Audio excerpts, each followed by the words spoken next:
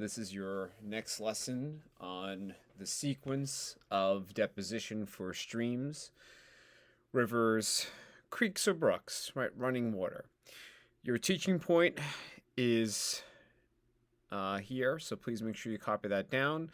When are sediments eroded and deposited as a stream overflows its channel? All right, now overflowing its channel, every bit of running water going from the smallest to largest volume for brooks, creeks, streams, rivers can overflow its channels, right? And there's a few reasons why. All right. So, first reason, right? Let's think about soil saturation. Right? So if the soil is completely saturated, you should know right now that you're going to have more runoff than you have with infiltration. If the ground is completely saturated, the ground can't hold any more, so it's going to be all runoff. So that means that you're going to have a lot more tributaries on the surface that can come out of nowhere and contribute to the overall flow of the water in the valley. Maybe it's the river or stream that's flowing in the center of the valley. Another thing, too, is that the water table will have to rise in order for this to happen. So, in other words, if the ground is not completely saturated, if you still have a zone of unsaturated soils or the zone of aeration, that means the water table is pretty close to the surface. If the water table is close to the surface and the valley that the water flows in is cutting through the water table, right, then that's a concern. Let me go back to a picture which kind of explains a bit better. Let's go back to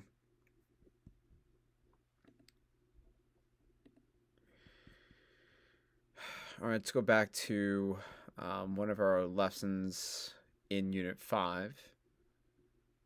All right, it was like lesson number 2, I believe.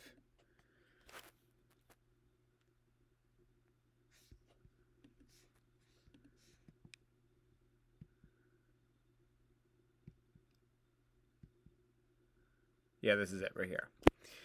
All right, so looking at this picture, you have the normal water table and the water table in drought. So when you have the water, both of these water tables cut right through the valley, right? Here's your valley, and at the center of the valley we have a stream, right? So we have a moderate amount of running water that's flowing down slope, right, in this picture, in this cross-sectional view of this picture. So you would have to have the water table at least increasing in height and intersecting the stream to begin to overflow its channel.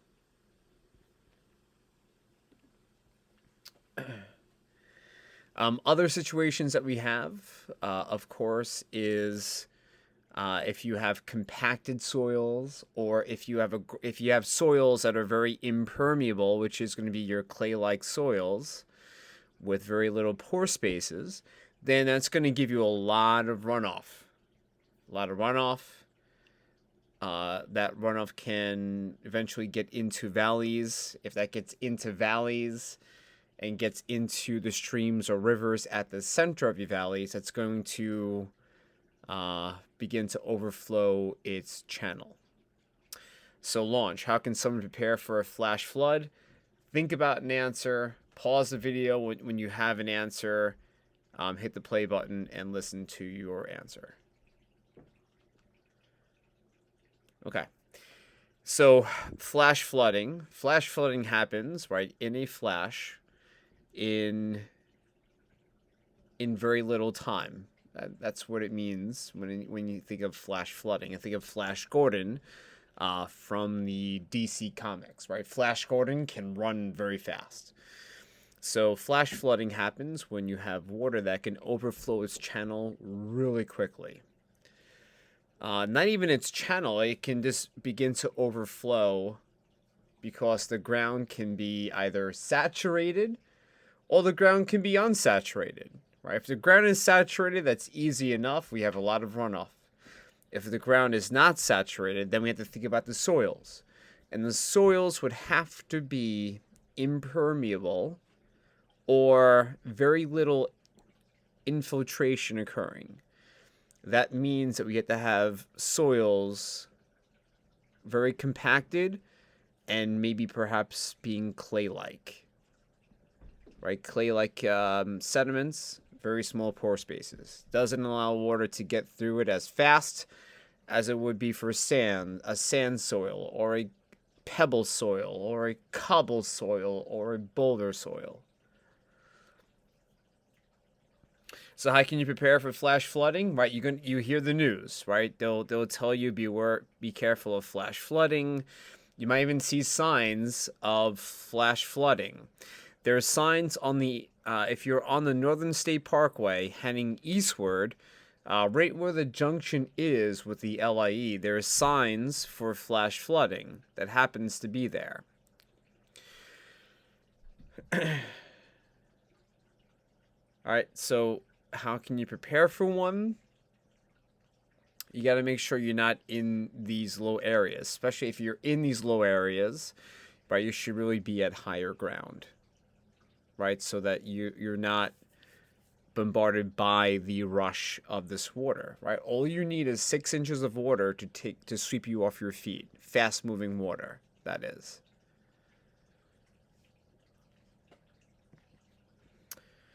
All right, let's check out this video. I think this video is from the Weather Channel. Again, great channel to watch.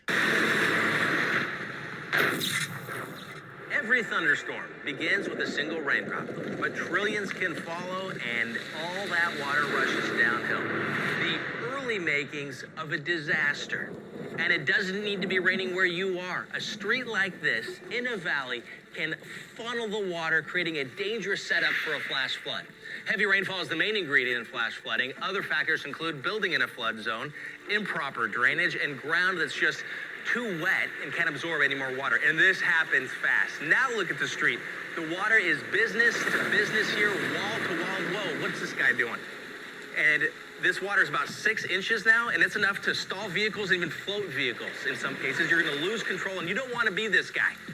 So if you come to a street that's flooded, turn around, don't drown. More than half of the deaths from flooding each year occur in vehicles. And the water's still rising here. In fact, it's enough to float pretty much anything away that's not bolted down. At 2 feet, it's going to carry away even cars like this. Oh my gosh, look at this. This is an SUV, and the water is high enough now to carry SUVs and pickup trucks. And this water is well inside these businesses, and this is scary. This is bad. That's not good to see something like that. We're talking some immense destruction with the force of this water. It can carry debris for miles, entire trees. In fact, water flowing at just 10 miles an hour can produce the same force as winds blowing at 300 miles an hour. Look at this. This is a huge log coming down the road, and so scary. You never know it's even in the water, but you can see some of the larger objects, including a truck right here. Absolutely life-threatening situations that come with flash flooding. And unfortunately, more heavy rain events are occurring due to our warming climate. So you are more likely to be caught in this situation. If you ever do get stuck in a flash flood, try to stay calm. Get as high as possible and make yourself visible while you wait for first responders. Heavy rain events are predicted to be 40% more common for parts of the country within this century.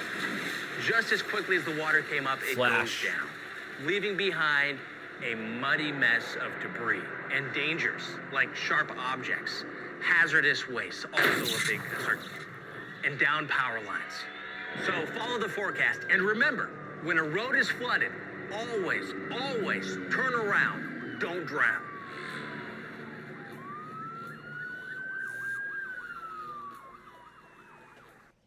There you go. Right, good stuff. All right, dropping sediment. Now, dropping sediment, we're dealing with deposition, right? When sediments drop out of any erosional system, whether it's glaciers or running water, could be mass movements, which I'll teach you in a few more days. Maybe it's going to be wind or ocean waves. Whenever sediment gets dropped, we know that something has to happen, right? And here are your conditions. As water flows in rivers and streams, right, changing conditions will affect whether erosion or deposition will occur. Too much runoff, right? We have high water velocities and water levels, and more erosion. So anytime we have an increase in velocity, we're dealing with a lot of erosion, and this can also deal with some flash flooding issues, right? Depending on those conditions. Too little runoff, low water velocities and water levels, and you're going to have more deposition. So that really all depends on how much rain is hitting the earth and how much rain can get infiltrated versus how much rain can act as runoff running on the surface, how much that water table rises, how much that water table sinks, right? All main factors involved. Okay, way too much water, right? So in this picture here, we have the southern portion of New York City. We have the East River here that branches off, and we have the Hudson River here on the west side of Manhattan. This picture is the hurricane evacuation routes. So you have your zone 1s, which is closest to the shoreline. So if there is ever a hurricane evacuation, they're going to need to leave first, and they're going to give those residents a certain amount of time to leave. Then you have zone 2. Zone 2, you're going further inland, right? Then zone 3, then zone 4, then zone 5, and possibly zone 6. So it looks like in this picture here, the part of Manhattan, so this is kind of furthest inland, number 1, and number 2, higher elevations. So based on the storm surges for hurricanes, as an example, right, this would not be highly affected area, right? So you will have possibilities of overflowing its channels because of high winds. All right, so way too much water, flood stage, when a river overflows out of its main channel. So in this picture, in this diagram, we have the Hudson River, right, flowing out of its channel. We have the New York Harbor down here where the East River and Hudson River meet, right? That can overflow, as well as the East River, and that can overflow. We can see parts of Brooklyn that's here that would have to have evacuation routes. And this is going to be all over the island, parts of Queens, Nassau counties, and Suffolk counties as well, especially if you live on the South Shore. If you live near Coney Island or Far Rockaway or Long Beach or Jones Beach or Robert Moses or Fire Island or Montauk Point. All right, the once fast-moving water in the channel immediately slows down as it overflows, causing deposition. All right, here's your floodplain. Please copy this down. A large area where rivers flood into during rainstorms. Sediment is deposited during floods. So normal conditions, we definitely have some sort of water table here. We don't see that here in this cross-sectional view, and that's okay. We have a floodplain. So if you notice, we have kind of a low area here around this meandering stream or river. And then we have higher elevations on the sides. These higher elevations on the sides almost acts like natural levees. A levee is either a man-made or could be naturally made device, right, that can help keep the water in a certain area. So if this begins to flood, this is a natural barrier. This is a high elevation and a high elevation here on both sides. That will keep the water, in case if it does overflow its channels, within that flood plain. Right? A plain is kind of an area of land that's relatively flat going across. So if you want a house and you're in a floodplain, you're going to spend a lot of money on that house, especially with your homeowner's insurance. Right? Every house, every homeowner, including your parents, needs to have home insurance. And sometimes you can pay a lot of money because you want nice views of the ocean, or maybe you want a nice view of the stream or river that's flowing right past your house. You might want to have a house up here, outside of your flood zone. All right, next one, sediment sorted vertically. So sediments can be deposited horizontally, and they also can be deposited vertically. Now, vertically is twofold, right? So this lesson, if we have flooding, we can have vertical deposition. All right, let me read this to you. Larger, heavier particles fall more quickly in water than smaller, lighter particles. This creates vertical sorting, graded bedding.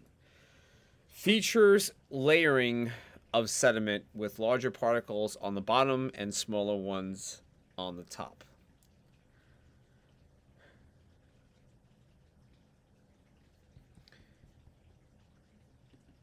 All right, if you were to go back to our previous lesson on horizontal sorting, all right, let me show that to you.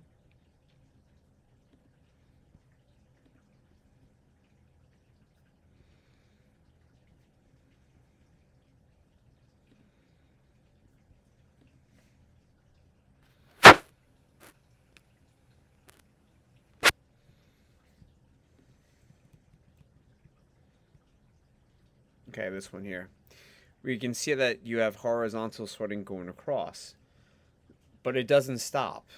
The water, the stream, or the river, or the creek, or the brook, whatever's carrying sediments into this basin is continually doing that over the course of time. So you may have maybe just here you see one horizontal layer going across, but then you have a second horizontal layer, and a third horizontal layer, and a fourth, and a fifth. So you can also begin to see this in vertical columns, even through horizontal deposition as well. All right, this cross-section of view definitely shows the bigger, larger particles. Now these are rounded, right? I didn't mention shape here, but we should also mention shape. All right, so maybe add to your notes, larger, heavier, and rounded particles will fall more quickly. Versus smaller, lighter, and what's opposite of rounded would be something that has a lot of surface area, which is going to be flat. So smaller, lighter, and flatter particles. So shape also plays a role in this. All right, so we have the biggest, largest, and rounded settle first. Then we have the smallest, lighter, and rounded particles that settle last. All right, here is vertical sorting in the field. You would have your coarsest sediments depositing first. Right here is one bed, and then it's going to get finer toward the top. This is a finding upward sequence. Notice here you have a sand.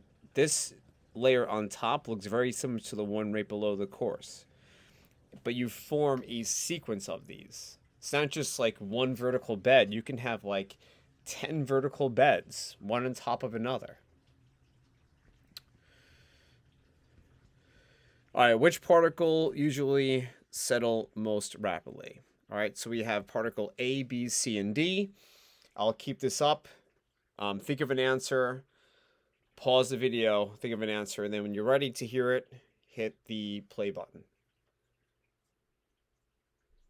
Okay, so with these particle sizes, particle A, B, C, and D, we have differences in shapes. We have flat shapes, which have a lot of surface area, and we have rounded shapes, which has the least amount of surface area, least amount of drag as it settles from the surface down to the base of your basin. So we can eliminate A and B because this is going to take a bit more time to settle than the rounded, right? So C and D are still in play. Now the last one here is density. We have 2.5 and 3 grams per centimeter cube for each of these. Based on the densest materials, anything that's going to be high density will settle faster. So particle D would settle the fastest. Now, which one's going to settle the slowest? Right? It has to be A or B. Right? Since they're flat, more surface area, more time to settle. Since A is 2.5 grams per centimeter cubed, and since that has the least density, particle A would settle on top if all these particles were here. So more than likely, going from the bottom to the top in sequence, D would be deposited first, then C, then B, then A in that sequence, vertically speaking. All right, moving on here. Explain why sample C would take the least amount of time to deposit while sample B would take the most amount of time. All right, so pause your screen, think of an answer for this question. Again, the question states, explain why sample C would take the least amount of time while sample B would take the most amount of time. All right, pause it, think of an answer. Once you have thought of an answer, hit the play button and listen for your answer. All right. So all of these, all right, density is not provided for us. Size is provided for us, of course, and shape is definitely provided for us.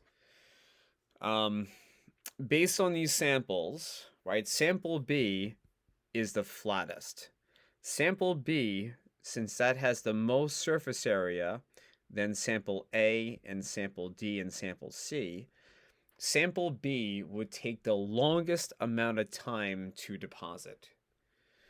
Whereas sample C, right, has the least amount. Water can, as this is flowing downhill, as this is flowing down from deposition, from a stream or river into a basin, this is going to go down. As it moves downward under the influence of gravity, water has an easy time getting around this particle because there is least amount of surface area than B.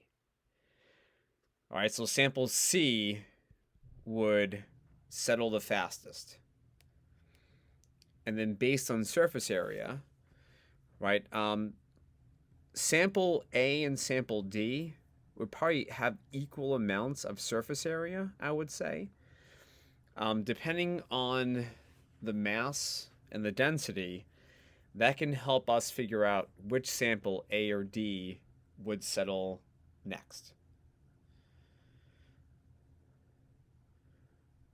All right, and then sample C would be the first one. All right, so sample C would be the first one to deposit, then D or A, and then sample B should be the absolute last thing to settle because of surface area. All right, draw the approximate grain sizes and pattern of arrangement of the rounded quartz grains at the bottom of the tube. All right, so if you wanted to work on this, you certainly can. Pause the video, think about how this should look. When you're ready to see the answer and hear me discuss it, hit the play button.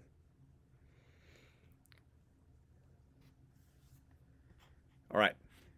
So all we have here is just, they're the same shape. All these are rounded. The only difference here is the size. One's 2 millimeter in diameter, one's 3, and one's 4. Right? It's the same quartz grain. So they all have the same densities. Going back to our lab lesson on density, no matter how many times you break up that same substance, you would always have the same densities. All right, so the only major factor here is the size. So you should have the 4 millimeters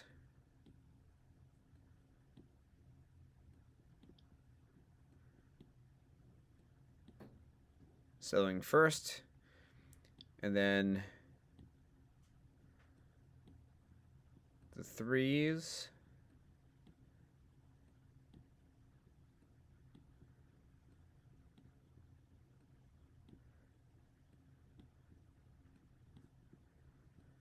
and then your 2s. Just gonna put a dot there. all these grains, right, should be touching each other, right, because that's what they do. But that's how they should be in order from bottom to top. All right, that concludes this lesson here on vertical deposition. I will assign you some questions to work on. Please work on those questions. And once you're finished with that, if there's any other assignments you need to catch up on for science or other subjects, please make sure you do that. All right, thank you for your time, and I'll see you soon. Thank you.